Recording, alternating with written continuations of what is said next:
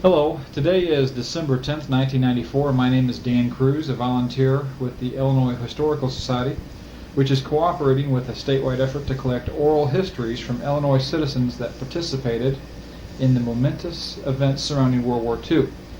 We are in the home of Carl and Dorothy Tingley, and Mr. and Mrs. Tingley served in a branch of the United States Armed Forces during World War II, and we are interviewing them about their experiences in the war. Dorothy, Carl, I want to thank you for agreeing to this project. And first of all, I'm going to start off with you, Dorothy. Would you please start by introducing yourself? And I need your full name, and if you would not mind giving me your place and date of birth. Dorothy Ellen Conmacher Tingley. Okay. I was born June 12, 1920, And, in Clark County, Illinois. okay. Carl, same thing, please. My name is Carl Tingley. I was born in Darwin Township, Clark County, Illinois, July 30, 1920, to Harry and Alice Tingley. No, that was the next question. Okay. I'd like to have the names of each of your parents. Okay, I'll go ahead then. Okay, and your brothers and sisters. Okay. My dad was Harry and Alice Tingley, Alice English Tingley, and there was 6 of us kids. The oldest was Jane, then Bill, Jean, Guy, myself. No, Bill, Jean, then myself, then Guy, and Mary Ellen. Dorothy, if you wouldn't mind, name of your parents and brothers and sisters. My parents were Harry and Edith Conmacher of Martinsville, and I have a brother John and my brother Dale. Dale was in service too. And I have a sister Kay that was in the Navy, and a sister Vivian. Carl, back to you. I would appreciate any details about your parents or your family. Give a little background information of what they did. Okay, my dad was a farmer. Dad had quite a lonely life, I think, when he was just a young man. He lost his parents when he was 13 years old. So he and his 4 little brothers, stayed with a grandparent or an uncle and aunt, whoever they could. But they came back to his home place, and that's where we were born and raised. And we're right there all through grade school and high school. And they just still lived there when we all went into service. My 3 brothers and I all went to service, and all served overseas. How about you, Dorothy? A little bit what your parents did. Dad and Mother were farmers. Mother was active in leading a 4-H group back then, which was rare and unusual, but she worked hard at it, and that's where I learned to sew in the through the 4-H 4-H when I was a little girl. Is that right? Mm-hmm. Well, Dorothy, let's ask this question. What was life like for you before the war, specifically 1941? I taught school in one room, Was that all right? grades. Yeah. Now, did you graduate from I did Martin? not graduate Okay. from Eastern, but I was there 2 years and I certificated, and at that time you could certificate and get a teacher's certificate. Tell me about the school in which you taught. How many kids did you have, and what kind of things did you teach? All types of things to them, or Yes, you had, of course you had a very strict schedule in order to cover every subject and everything that needed to be. Not many students, probably not more than 25. And usually you could skip one grade, like maybe putting 7th and 8th together, or 5th and 6th. But the lower grades you did every one. Gave them about 15 minutes in each subject or some such time. Now, were you the only teacher at this particular school? Oh yes. What was the name of that school? Brossman. Brossman. And that was that in Clark? Oh, yes. Clark County. Kind It of was- north of North Yeah. of Auburn, so Uh-huh. okay. Uh-huh. That's a good location for that. Uh-huh. Carl, what about for you? What was life like for you before the war, specifically in 1941? Well, at that time, I worked for a farm equipment dealer in Bridgeport for a while, up to probably about the end of 1941, and then I went to work for Belsico at Marshall, and was there to the time I went into service in July. What thoughts did you have about the war before the United States became directly involved into the conflict? I just knew that it was only a matter of time till we had to get into it, and I guess my thoughts was that I certainly didn't look forward to going, but I knew we were at the age that there was no reason why we would not be drafted. So I really expected it. What about you, Dorothy? My question again, I just kind of, but what thoughts did you have about the war before the United States became involved? Well, I can't remember that I thought too much about it. But really, the reason I enlisted was really there was no future at home. You had no gas, no tires for your cars to get out and go. And so I thought it was a way to serve the country, I guess, or at least get out and go somewhere. Well, did you hear the December 7th, 1941 radio announcement about the bombing of Pearl Harbor by the Japanese? And if so, where were you at and what were you doing at the time? Okay, I know where I was. Okay. I was at home with the family, and it was on a Sunday evening, and I was expecting Carl. Is that a date, huh? Yeah, right. So what about... I was in Marshall at the time I heard it, and someone there had heard it on a car radio, and that's where I got the information. And as Dorothy said, I was on my way down to her place at that time. Well, what was the reaction around those, for those people around you at the time of the announcement? Well, mostly the bitterness of the surprise attack, I think, more than anything else. Like I said, we knew we were no doubt going to get in it, but to have that happen was very disturbing to everyone. Dorothy, that night on the date, is that what you talked about with where you went? Or, that I do not remember. No, I don't either. It had to be the subject of some part of the day. I'm sure it was a subject of conversation that night, yes. Do you remember what you did that night on the date? No. No? Was your reaction, do you remember what I know this sounds like I'm probing even farther, but what was your reaction, the response of those around you? Was there an anger feeling or surprise, shock? Well, there was a surprise at the way it happened, yes, and but pretty much a bitterness the way Japan brought up their sneak attack on us. Well, had you formed any prior opinion or developed any feelings about what had been taking place either in Europe or in Asia at this time? Well, yes, I had.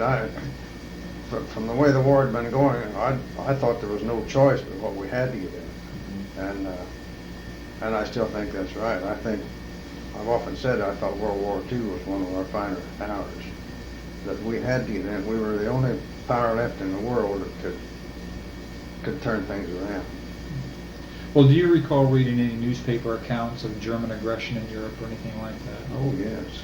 Yes, every day. And I remember my dad followed it real close in the daily paper, and we heard a lot on radio about it. I remember hearing some of Hitler's speeches.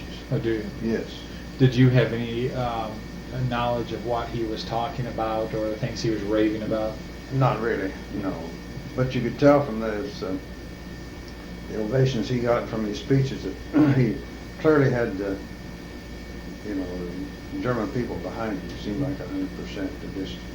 They just went wild at his speeches. Carl, you mentioned your dad followed that. Do you remember any comments your dad might have said at the time that kind of stuck with you over the years? Well, no, other than the fact that it's unbelievable that human beings would do that that thing to each other. Namely, the way he treated the Jews mostly. Did you have any knowledge at that time of the way that, or any I guess through the radio or newspaper, were there any accounts of any of the oppression that was going on in Europe? Well, I can't say that I really.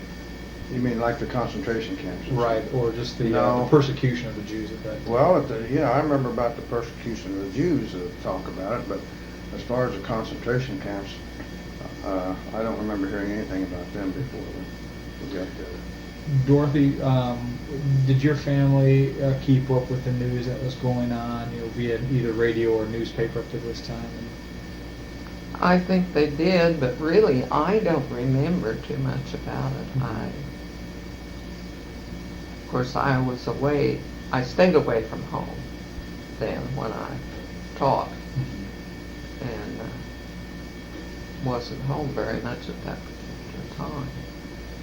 Carl, what events led to your entry into military service? Were you already in the service, drafted, or did you volunteer? Well, I volunteered, but it was because the draft was right next to us. My brother and I went in July in 1942. Bill had gone in January 1942, as I remember. And Gene and I went in the Navy just ahead of the draft. And I guess we thought we would prefer that service to the Army. Well, was your response to entering military service influenced by either family or friends or attitudes towards the war, the threat of national security, or any other consideration? You mentioned the draft for one. Yes. But did any of these other things? Well, I guess I felt patriotic feeling enough that probably I should do whatever part I could do. And Dorothy, same for you. What events led up to your entry into military service? I think I already answered that. That kind of an opportunity. Gas was right. And gas was rationed. So were tires. There were very few things that. Well, Dorothy, let me ask you this: where and when did you were you inducted, and do you have any special memories of that event? Well, I took a bus to Indianapolis, and I don't remember the place I reported to over there, but that's where I took the oath and was. Well, how old were you when you joined that? 22. Okay. And what branch of the service did you join? I was the Navy. Waves. So you were a wave. Yes. Yes. What happened after you were inducted? Then I was to report to Hunter College in New York for boot camp. Tell me a little bit about boot camp. What did you think of that? What kind of things did you do? Very rigid. You could not make any mistakes or forget to do anything, or you had to do extra duty like KP or deliver messages or just anything that they wanted done. But you paid for everything you forgot or every mistake you made by having to do a duty. Well, what were you trained to do in the waves? I was sent back to Great Lakes to get training for the medical corps. Medical corps. Okay. Well, we're going to talk a little bit about that training later, but before we get too far ahead of myself, I'm going to ask you the same series of questions, Carl. When and where were you inducted? St. Louis. St. Louis. And do you have any special memories that stands out at that time? Well, I remember we went there and were inducted, but they sent us back home for about a week until they had a group, I guess, that was going to some Great Lakes at that time. And then we went back to St. Louis and from there to Great Lakes for our boot camp. Boot camp. Mm-hmm. What kind of things did you? What occurred at boot camp? What were you boot camp was learning Navy ways, learning close order drill, getting inoculated, hearing we had to go to a lot of meetings and just hear things read and so forth about what our duties were and that type of thing. Do you remember anything special happening during your boot camp experience? Not really. At that time, we slept in hammocks, which was an art to master. And I fell fell out many times, but I wasn't the only one because it happened all night long. Well, tell me about any other training camps that you attended while you were being trained for the Navy. Well, after we left there, we went to, we came home for like 10 days, I think, or a week, something like that. Then we went to New York City to wait for assignment, and during the time there, while we were waiting, they had a lot of, this was mostly speeches and classroom stuff and that type of thing. Mm-hmm. We didn't have any close order drills, or not very much of it at that time. Do you, well, before I go on, let me ask, were you two still dating at this time, or when did you get married by any chance? Well, we were dating her up the time that I left for the service, and Okay. and she didn't go in until the next spring after a year of school. And what was the follow-up on that? I was just going to say, I want to know if you were married or not. No, okay. no. So you were both still single. Yes. What do you recall about the place? You can either one of you can answer this question, whichever it comes to first. But what do you recall of the period of when you were being trained? The place where you were stationed, maybe the friends you made, or your association with civilians. Well, I'll try to answer that. We were out on Long Island near New York City, and like I say, we had a lot of classroom instruction out there, and but we would get out almost every night, or maybe 3 or 4 nights a week, and it was very good transportation from there into New York City, and there was everything there to do. We saw many good movies, good plays, orchestras, some of the old-time the Dorothy's, Mm-hmm. Horace Heights, Ben Miller, and some of those people. So you saw some of those big bands. Excellent programs. Is that right? Yes. Was that the first time you'd ever been into a major city before? Yes. Is that right? Hardly had been out of Clark County. So it was probably a big change. Yeah, a very big change. Dorothy, what about you? What do you recall about maybe the places where you were stationed and the friends you made and your association with civilians? Well, I guess I don't remember too much about it. Usually we went in groups, I mean half a dozen maybe. No one special in boot camp. Mm-hmm. We really didn't have time to single anyone out in boot camp, Mm-hmm. but then after that you did usually have a friend that you went into town or places with. What was your military unit once you finished your your training, and then when you got your assignment? Where were you assigned to? I was assigned to advanced base unit. And what kind of functions or operations assigned duties did you have? Okay, when they assigned us to the advanced base unit, they were getting ready for the North African invasion. Mm-hmm. And that happened on November the 8th, I believe, in 1942. But we didn't leave until December, left the States December 12th, 1942, and got into Casablanca, French Morocco, December 24, Christmas Eve. So 12 days on ship. Yes, we were 12 days on the ship. And I might add, on my way over there, we traveled in a convoy, a huge convoy. Seemed like every night they would drop depth charges all night because of the U-boat activity. And one morning about 4 o'clock, it seemed like everything happened, and the ship lunged sideways a little bit, and terrible crunch, and a tanker had got into the side of us on the way over. Oh, is that right? Yeah, but it wasn't any. It didn't break the. It didn't break the water seal, and the outside water seal, and everything. We got along all right going over there, but. Now, was Casablanca at that time already secured by Allied forces? Yes. All we had after we got there was air raids. Okay. Dorothy, once you received your training, what were you assigned to do? Or you mentioned that the medical.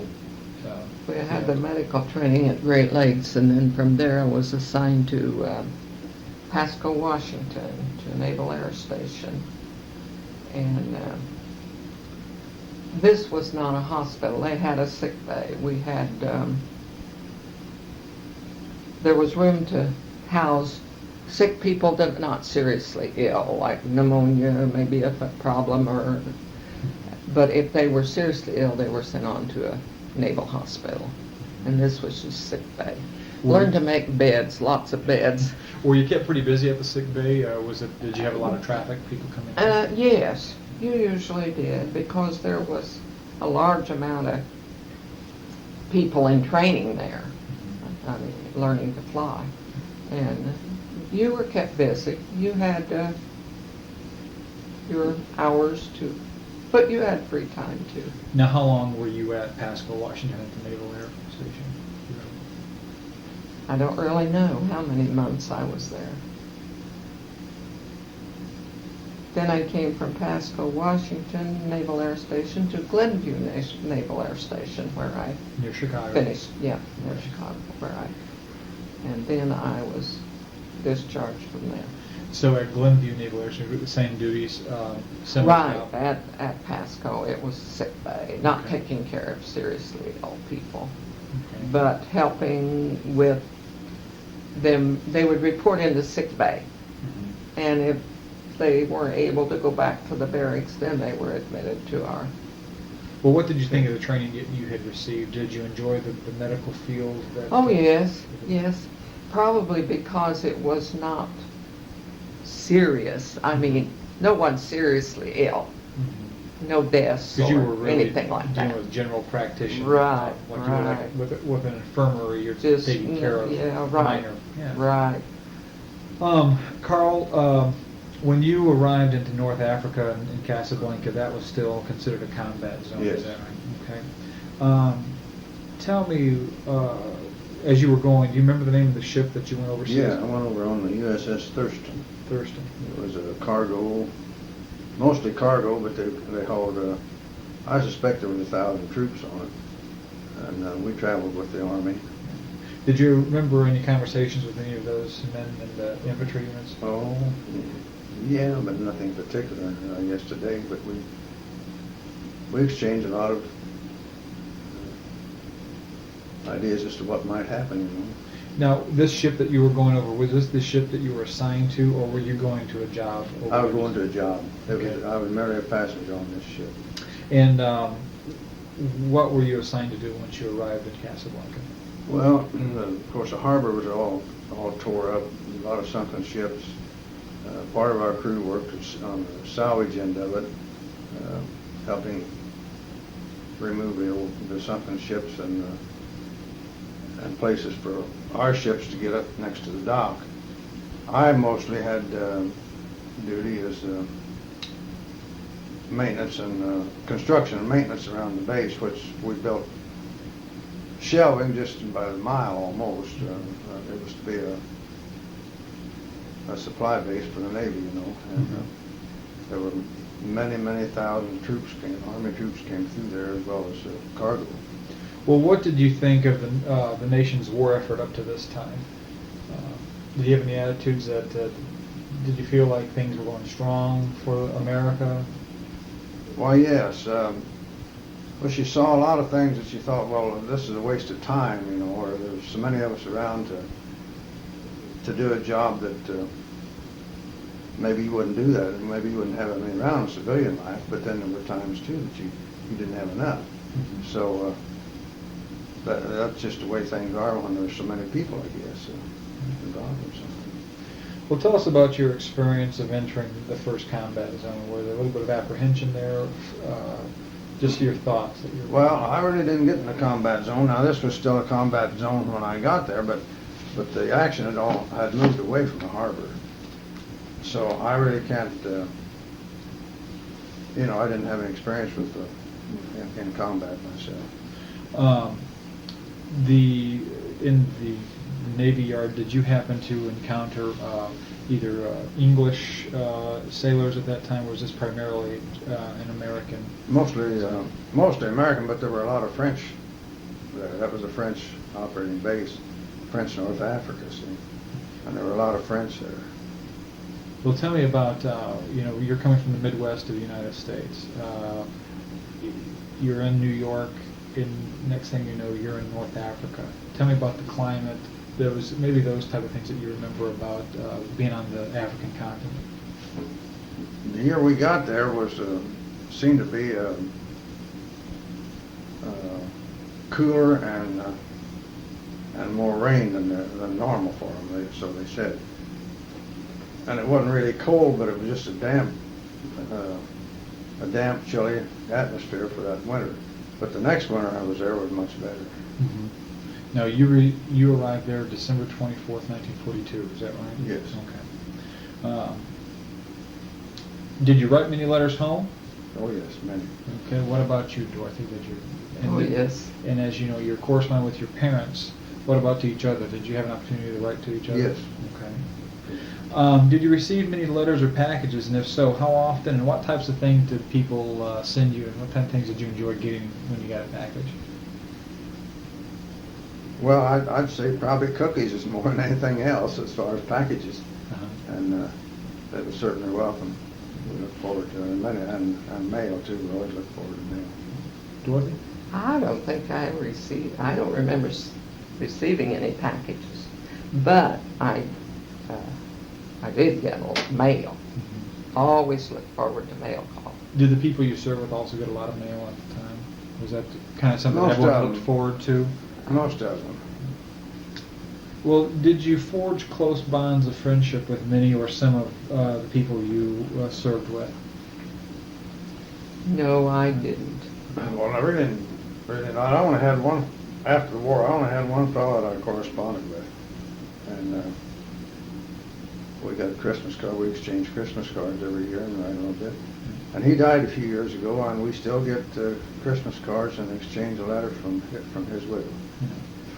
Seemingly she's a wonderful person. She lives in New Jersey. New Jersey. Well, I'm sure that if you're coming from the Midwest here again, and probably you're sent to a location, you probably come in contact with a lot of people from just different places across the United States. Everywhere big in the city, United States. north, south, east, and west. Do any of those memories that you remember any particular people that maybe that stand out in your mind from different parts of the United States that you come in contact with? There was one girl, her name was Dorothy Arrow, that I went home with her one weekend. She lived in Detroit, Michigan. And their home was in the second floor apartment, I guess, which was, now it isn't strange to people to have a second floor apartment, but at that time it was very strange to me for your home to be on second floor. And that was quite an experience for me. Of course, never had been in a big city, and Detroit was quite large, but I do remember that visit I made. What about you, Carl? No, I can't say that I remember too much. I remember the people from Brooklyn, the brogue they had, and everybody could spot one from Brooklyn, it seemed like.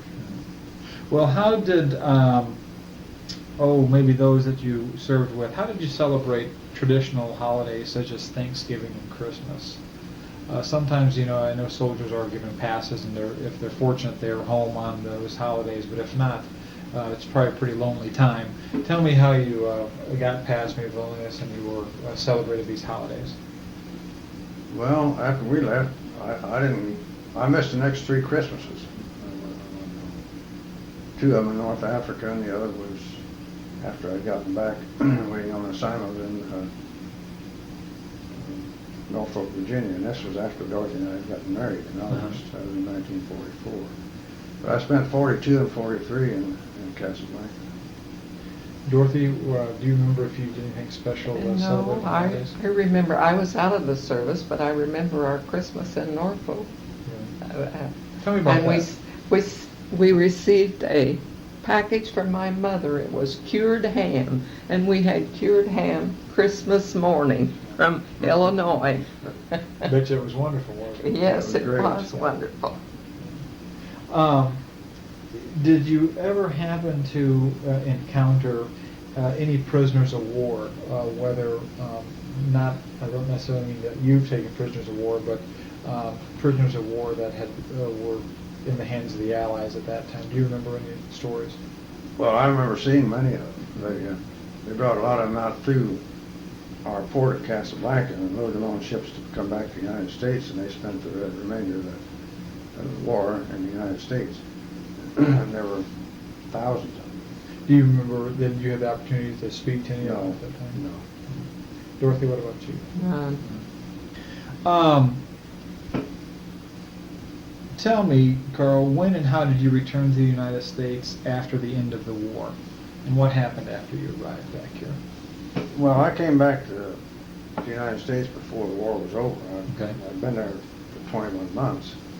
And, and of course, that port was farther away from the action by that time, so they were taking everything in up in north in Africa and in Europe.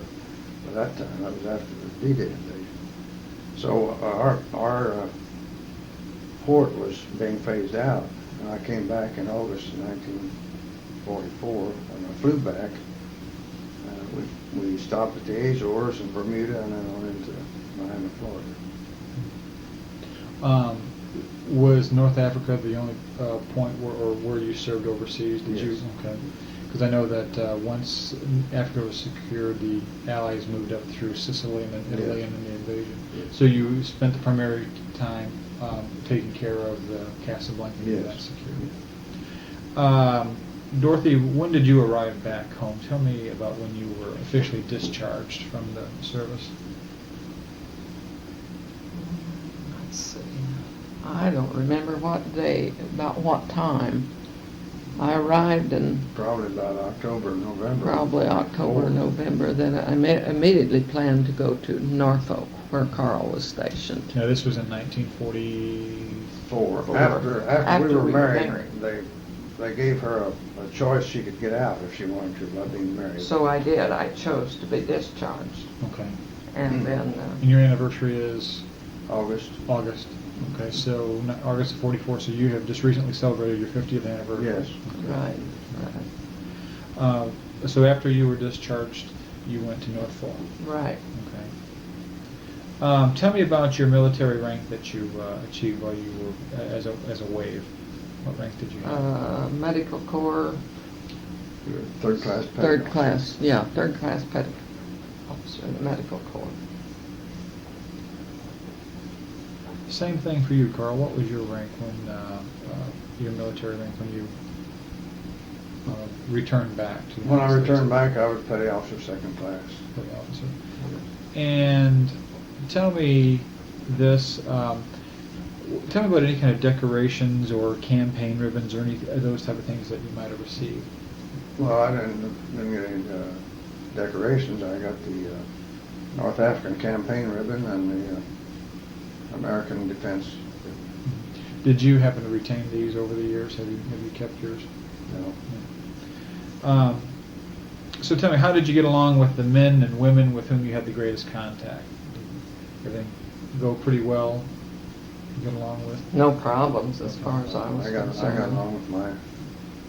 Were there things you would do differently if you could do them once again when you look back at your military career?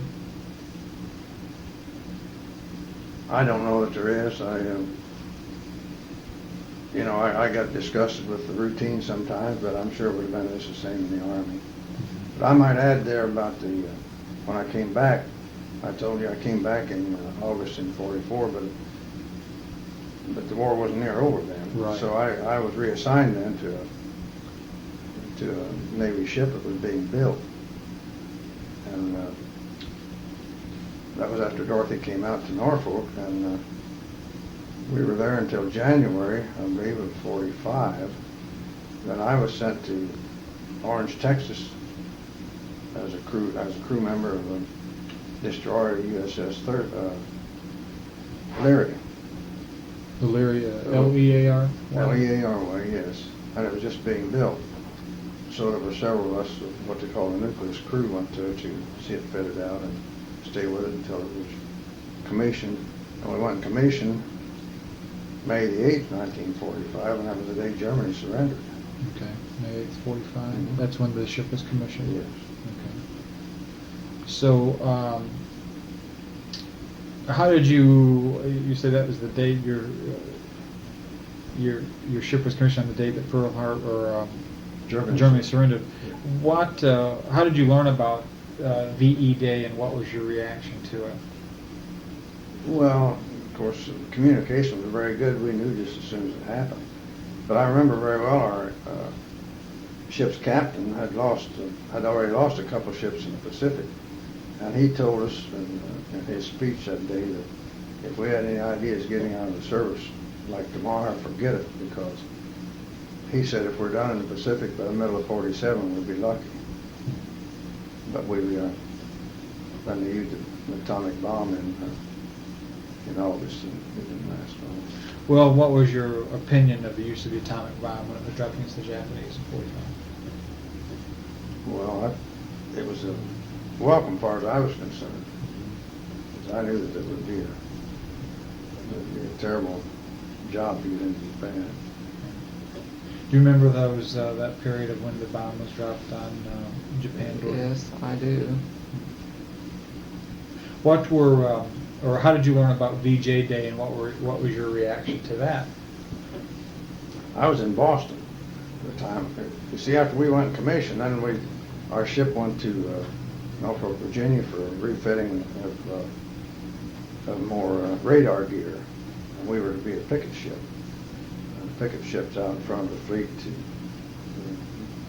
to detect radar pick up by radar of planes coming in and so forth. And we were in training there, but we came back into Boston, and we were in there at the time of VJ, at the time they surrendered. What was the reaction of those around you? Maybe Everybody just went wild. What about you, Dorothy? Do you remember that? Well, I remember it, but I was not around many people, but I remember him writing and telling about how hilarious it was in Boston at that time. It was unbelievable. I had shore patrol duty that night from our ship, but there wasn't much way to control the people or the Just crowd. stay out of their way. Just stay out of their way. Yeah. Well, when we talk about the bomb being dropped on the Japanese, has your opinion changed at all in the last 50 years when you think about the use of the atomic bomb? No.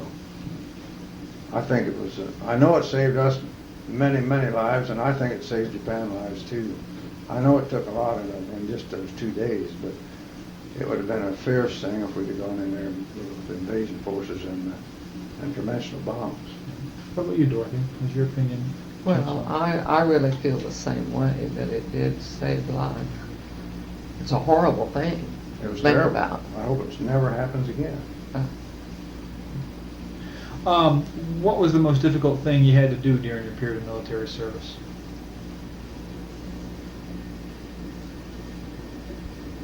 Oh, damn. I guess probably get used to the confinement that you were in. It was always crowded. Everywhere you slept, everywhere you ate, everything you done, it was just crowded as could be. And the confinement got pretty boring to you. What about you, Dorothy? What was the Missed difficult? home. Home. Tough being away from home, wasn't it? Right. Is there anything that stands out in your mind that you consider your most successful achievement of your military service?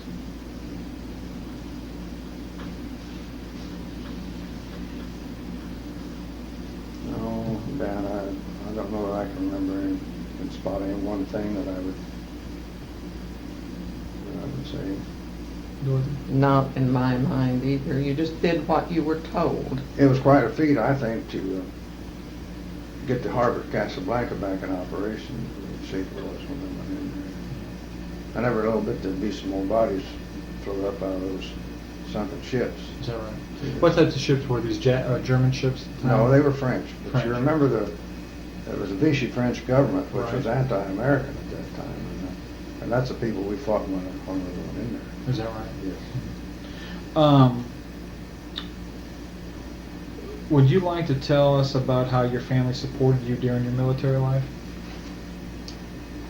Well, my family was as supportive as they could be. There wasn't and everything they could be, which was writing letters and sending us a little something once in a while, I think sometimes we kind of forget. I think some heroes of the war were our parents, and I remember down home the 4 star flags that Mother had hanging in her living room, and of course that wasn't any different than the many other families, but it was a very hard time for our parents, I know. I wonder whatever happened to that flag. I don't know whether any of my brother or sister has them or not. I don't know. But I've heard that mentioned a good many times since then from neighbors up there about the 4 flags in Mom and Dad's window. I've not expressed this, and I don't know when people listen to these tapes in the future, but you and I are related through marriage. I am married to your niece. Yes. Your brother Guy is my father-in-law. Right. And very frequently I've seen a photograph that was, I guess, in a newspaper. Was it a photograph or Yes. just an article of about the 4 Tingley brothers that yes. were In served? fact, I have one of the old papers in here now. Is that right? Well, I think it's very interesting that you mentioned that about parents, because it had to be hard, with 6 kids and 4 of them away from home and not knowing what Right. happened. We all 4 served in the service, and we all 4 served overseas. Mhm. And I know there were many lonesome hours for my parents. I'm sure there were. How do you think your experiences during World War II, how have they affected your life since that time?